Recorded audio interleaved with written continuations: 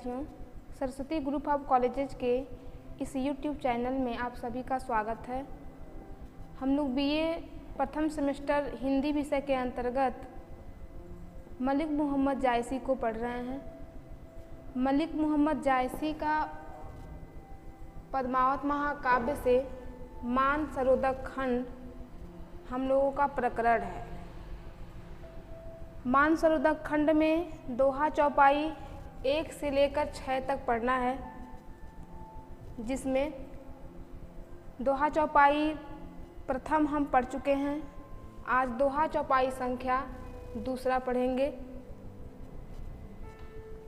खेलत मान सरोवर गई, जाई पाल पर ठाड़ भई, देख सरोवर हंसै कुलेली, पद्मावत सौ कहीं सहेली, ऐ रानी मन देख बिचारी, यही नैहर रहना दिन चारी, जो लगी अहें पिता कर राजू, खेल लेहूँ जो खेलहूँ आजू, पुनि सासुर हम गौनब काली, कित हम कित यह सरवर पाली, कित आवन पुनि अपने हाथा, कित मिलकै खेलब एक साथा, सासु ननद बोलिन जीव लेही, दारुन ससुर न निसरै देही, पियू पियार सिर ऊपर, पुनि सो करें दहुकाह, दहु सुख राखै की दुख, दहु कस जन्म निबाह।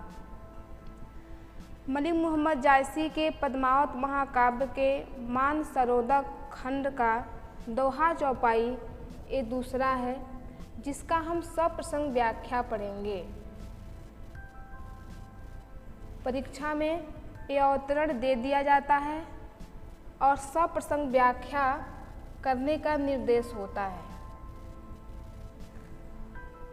खेलत मान सरोवर गई, इसका जब प्रसंग लिखेंगे तो प्रसंग में लिखेंगे कि सखियों सहित पद्मावती मानसरोवर पर पहुंचकर उसके किनारे पर खड़ी होती है और सभी सखियां परस्पर जल क्रीड़ा करती हुई पद्मावती से कहती हैं। पुनः एक बार सुने। सखियों सहित पद्मावती मानसरोवर पर पहुंचकर उसके किनारे पे खड़ी होती है। सखियां परस्पर जल क्रीड़ा करती हुई पद्मावती से कहती हैं। इतना आप प्रसंग लिखेंगे। उसके उपरांत आप व्याख्या जब करेंगे, व्याख्या में लिखेंगे खेलत मान सरोवर गई, जाई पाल पर ठाड़ भई। पाल का अर्थ होता है किनारा अथवा बांध। खेलत मान सरोवर गईं, पद्मावती की सखियां खेलते हुए मानसरोवर तक गईं और वहां जा करके उसके किनारे पर, उसके बांध पर खड़ी हो गईं। ठाड़ का अर्थ खड़ा होना। खेलत मान सरोवर गईं, जाई पाल पर ठाड़ भईं। खेलते खेलते सभी सखियां पद्मावती के साथ मानसरोवर पहुंची और वहां जाकर उसके किनारे पे खड़ी हो गई। देख सरोवर हंसै कुलेली, पद्मावती सो कहीं सहेली। पद्मावती की सखियां उस मानसरोवर को देखकर हंसी क्रीड़ा करती हैं। कुलेली का अर्थ ले लेंगे क्रीड़ा करने से। हंसी क्रीड़ा करती हैं, आपस में हंसती हैं, आनंद मनाती हैं। पद्मावती सो कहीं सहेली, और सारी सहेलियां, सारी सखियां पद्मावती से कहती हैं, ऐ रानी मन देख बिचारी, यही नैहर रहना दिन चारी। बिचारी का अर्थ सोच कर, विचार कर अर्थात सोच कर। पद्मावती की सखियां पद्मावती से कहती हैं कि ऐ रानी, ऐ पद्मावती, जरा अपने मन में सोच कर तो देखो। ऐ रानी मन देख बिचारी। ए रानी, ये पद्मावती, जरा अपने मन में सोच कर तो देखो, यही नैहर रहना दिनचारी। नैहर का अर्थ होता है पिता का घर, कि हमें अपने पिता के घर, अपने पिता के छत्र छाया में अब कुछ ही दिन रहना है। दिनचारी का अर्थ लेंगे कुछ दिन से। ऐ रानी मन देख विचारी, यही नैहर रहना दिन चारी। कि ये रानी जरा अपने मन में विचार करके तो देखो, क्योंकि यहाँ पिता के घर अब कुछ ही दिन हमें रहना है। जो लगी आहे पिता कर राजू, खेल ले हूँ जो खेलहूँ आजू। राजू का अर्थ होता है राज, कि जब तक पिता के राज में हम हैं, जब तक पिता की छत्र छाया हमारे ऊपर है, तब तक जो जो खेल खेलना है आज खेल लो। जो जो खेल खेलने का मन हो रहा है आज खेल लो। पुनि सासुर हम गौनब काली, कित हम कित यह सरवर पाली। पुनि मने फिर, पुनि का अर्थ होगा फिर, सासुर का अर्थ होगा ससुराल, कि फिर हम कल ससुराल चली जाएंगी।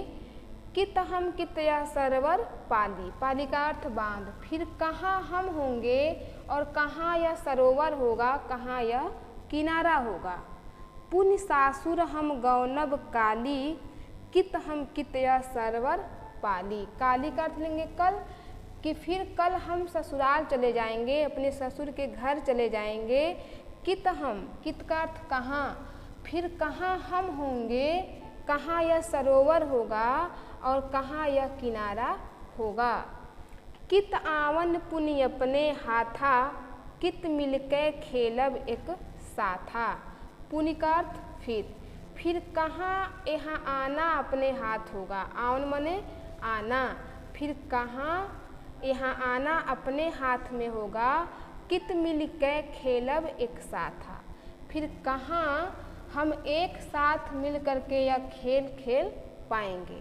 अर्थात हम दूसरे के वश में होंगे और यहाँ आना अपने हाथ में नहीं होगा। सासु ननद बोलहि जीव लेही, दारुण ससुर न निसरे देही। ससुराल में सास और ननद की जो बोली होगी, जो उनके व्यंग्यवाद होंगे, वह प्राण को लेने वाले होंगे। जीव का अर्थ होता है प्राण, लेहि का अर्थ होता है लेना। सास ननद के व्यंग बोलियाँ या व्यंग्यवाद प्राणों को लेने वाले होंगे।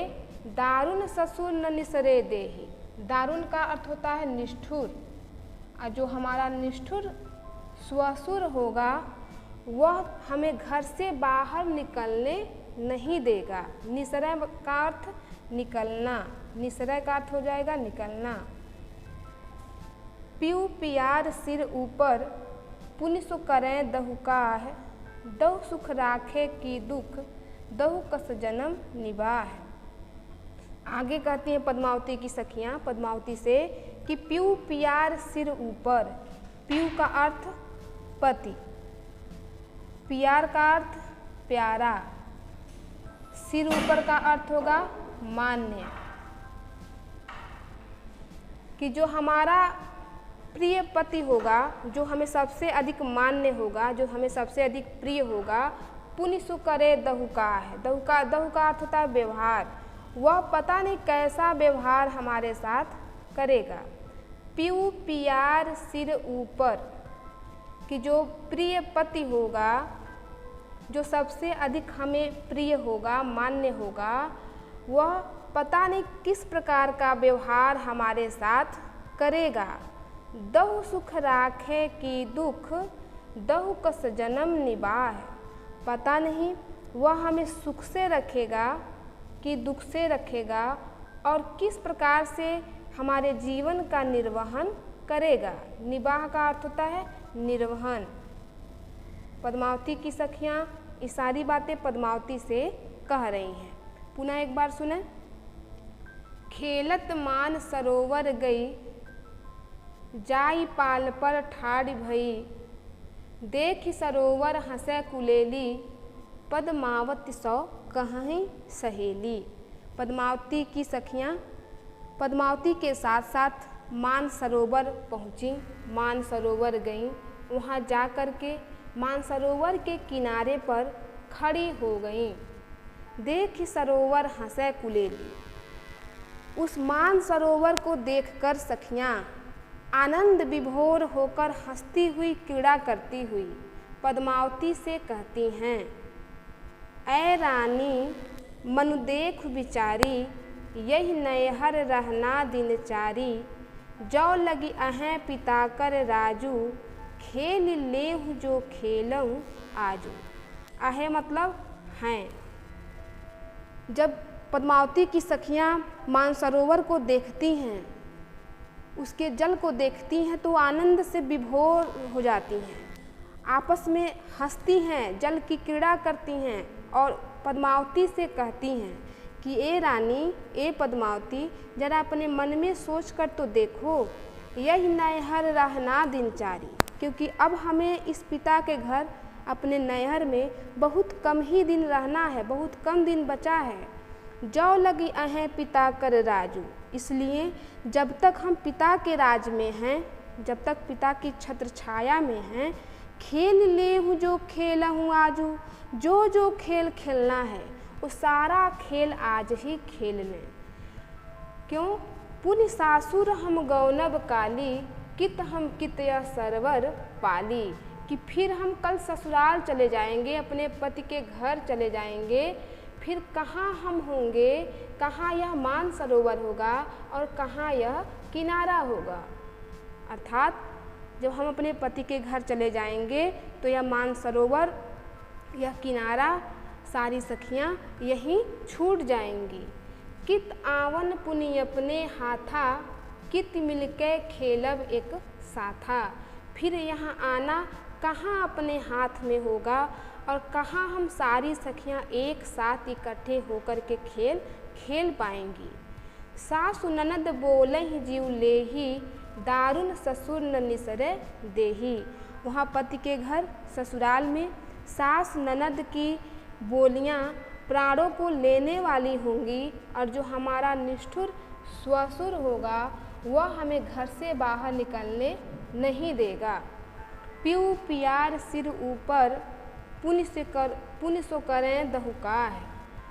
दहु सुख राखे की दुख, दहु कस जन्म निबाह। और जो हमारा प्रिय पति होगा, जो हमें सबसे अधिक प्यारा होगा, जो सर्वमान्य होगा, जो हमारे सिर के ऊपर होगा, पुनि सो करें दहुकाह। वह भी पता नहीं किस प्रकार का व्यवहार हमारे साथ करेगा।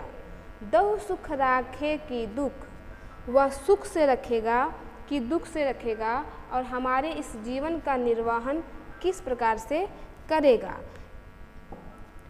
इस तरह जायसी का मानसरोवर खंड का दोहा चौपाई व्याख्या भाग ये दूसरा है।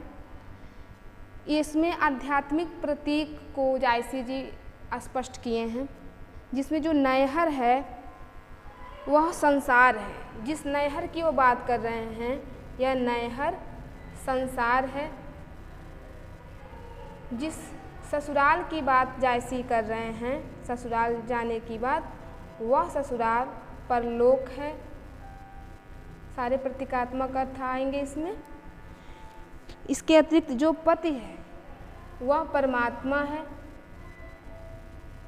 जिस प्रिय पति की बात पद्मावती की सखियाँ कर रही हैं वह पति परमात्मा है। जो सखियाँ हैं वह जीवात्मा है। सारी सखियाँ जीवात्मा है।